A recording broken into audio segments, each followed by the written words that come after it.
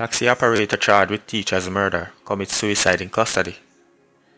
Lascelles Morgan, the taxi operator charged with the murder of educator Daniel Anglin, died 12 days after he attempted to take his life at the Portmore police station.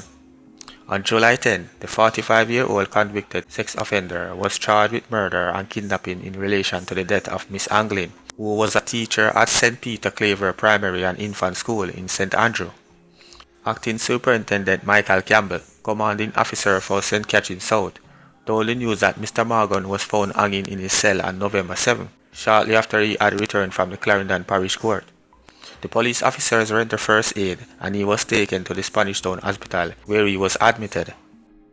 So he was taken to the Clarendon Parish Court, and after he returned from court, he was placed in the cell rather. And about 20 minutes later, the police officers were alerted by other members of the cell, hanging, using item of clothing. The police officers rendered first aid, and he was taken to the Spanish Town Hospital where he was admitted. So he was admitted in hospital from the 7th until yesterday when we were informed that he succumbed. Forensic tests confirmed that the skeleton remains found on June 3 in Salt River, Clarendon, were those of Miss Anglin, who disappeared after leaving her Elshire Park home in St. Catherine on May 13. Morgan had been arrested and charged in 2015 for sexual offences and was also convicted in Antigua for sexual offences and deported to Jamaica. If you or someone you know is struggling with their mental wellness, please contact the Mental Health and Suicide Prevention Helpline at 888-NEW-LIFE or 888-639-5433. Body of man found along Palisades Road. The Elliston Road police are probing the death of a man whose body was found along the Palisades main road in Kingston on Monday. The body is of a dark complexion, slim build, 5 feet 11 inches long, and was clad in a multicolored shirt only. The police are seeking the public's assistance to identify the man. Reports from the Elliston Road police are that about 6:15 p.m., passers-by stumbled upon the body and alerted them. Upon their arrival, the body was seen lying face down on the roadway. The scene was processed and the body was removed to the morgue. Anyone with information that can assist the police is being asked to contact the Elliston Road police at 876-928-1261. Crime Stop at 311 are the nearest police station. 14-year-old girl stabs 12-year-old boy to death in Kingston.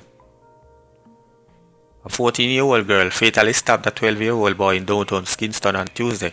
The incident took place after 3 p.m. on East Queen Street. The victim, who has been identified as Omar Coley, was a student at Denhamtown High School. The female suspect, who is a student of Holy Trinity High School, was later taken into custody. Authorities are still investigating the circumstances surrounding the attack. Rifle seized on Glen Road in Kingston.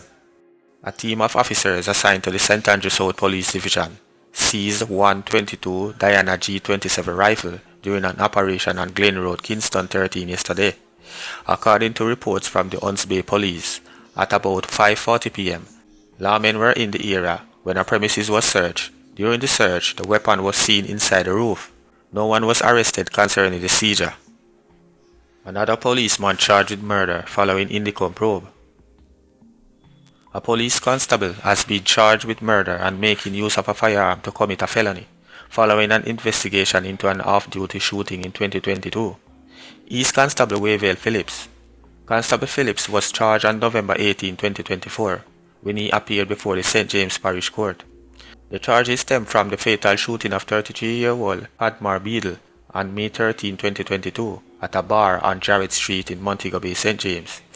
The Independent Commission of Investigation Indicom conducted an investigation into the incident and submitted its finding to the Office of the Director of Public Prosecution, ODPP, which ruled on the charges.